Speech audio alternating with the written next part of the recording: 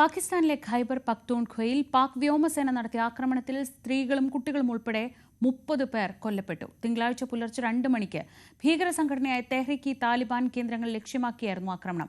അതേസമയം ആക്രമണത്തിൽ കൊല്ലപ്പെട്ടത് മുഴുവൻ സാധാരണക്കാരാണെന്നാണ് റിപ്പോർട്ട്.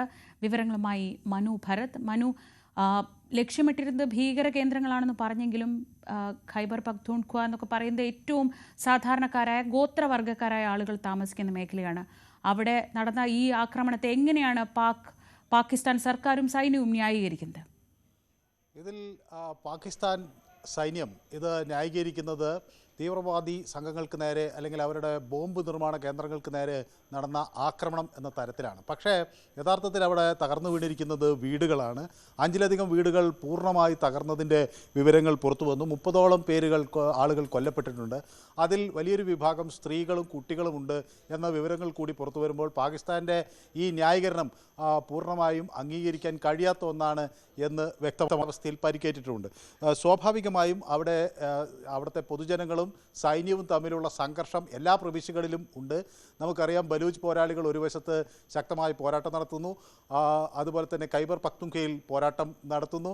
സിന്ധ് പ്രവിശ്യയിലും ആളുകൾക്ക് പ്രത്യേക രാജ്യം വേണം എന്ന നിലപാടാണുള്ളത്. അങ്ങനെ പാകിസ്ഥാൻ്റെ പ്രവിശ്യകളെല്ലാം ആ രാജ്യത്തോട് നിന്ന് വിഘടിച്ച് നിൽക്കുന്ന ഒരു സാഹചര്യത്തിൽ കൂടിയാണ് ഇത്തരത്തിലൊരു കനത്ത ആക്രമണത്തിന് പാകിസ്ഥാൻ തയ്യാറായത്. മറ്റ് രാജ്യങ്ങൾക്കൊന്നും ഒരുപക്ഷെ ചിന്തിക്കാൻ കഴിയാത്തൊരു തരത്തിൽ സ്വന്തം സൈന്യം തന്നെ അവിടെ ഈ ചൈനീസ് ജെറ്റാണ് ഇതിനായി ഉപയോഗിച്ചിട്ടുള്ളത്. J-17 ജെറ്റുകൾ വരികയും അവിടെ 8 ഇടങ്ങളിൽ ഈ LS-6 എന്ന ഒരു ലേസർ ഗൈഡഡ് മ്യൂണിഷൻസ് ഉപയോഗിച്ച് അവിടെ ആക്രമണം നടത്തുകയും ചെയ്തിരിക്കും. അപ്പോൾ നിരവധി ഇടങ്ങളിൽ ബോംബുകൾ വീണിരിക്കുന്നു.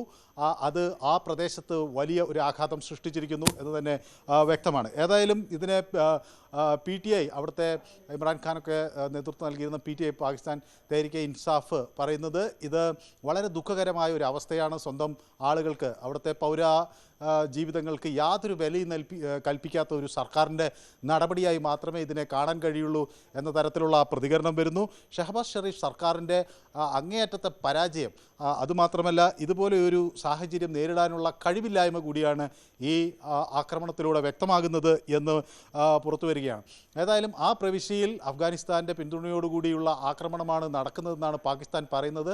പക്ഷേ പ്രാദേശിക ജനതയാകട്ടെ തങ്ങളുടെ സ്വാതന്ത്ര്യത്തിനു വേണ്ടിയും പാക് അധിനിവേശത്തിനും അല്ലെങ്കിൽ അവരുടെ ഭൂസ്വത്തും അതുപോലെ വിഭവങ്ങളും ചൂഷണം ചെയ്യുന്നതിനും ഒക്കെ തയ്യാറാകുന്ന പാക് സേനയ്ക്കെതിരെയുള്ള തങ്ങളുടെ സ്വാതന്ത്ര്യത്തിനു വേണ്ടിയുള്ള പോരാട്ടം എന്ന നിലയിലാണ് ഇതിനെ ചിത്രീകരിക്കുകയും ചെയ്യുന്നത്.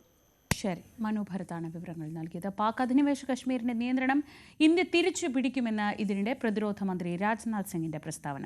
നിലവിൽ ഭരണകൂടത്തിൽ നിന്ന് മേഖലയിലെ ജനങ്ങൾ സ്വാതന്ത്ര്യം ആവശ്യപ്പെടുന്നതിനാൽ ഇന്ത്യയുടെ ഭാഗത്തു നിന്ന് അങ്ങനെ ആക്രമണോത്സുകമായ നടപടികളിലേക്ക് കടക്കാതെ തന്നെ അത് സാധ്യമാവുമെന്നും രാജ്നാഥ് സിംഗ് പറഞ്ഞു. മൊറോക്കോയിൽ ഇന്ത്യൻ സമൂഹത്തെ അഭിസംബോധന ചെയ്യുകയായിരുന്നു അദ്ദേഹം.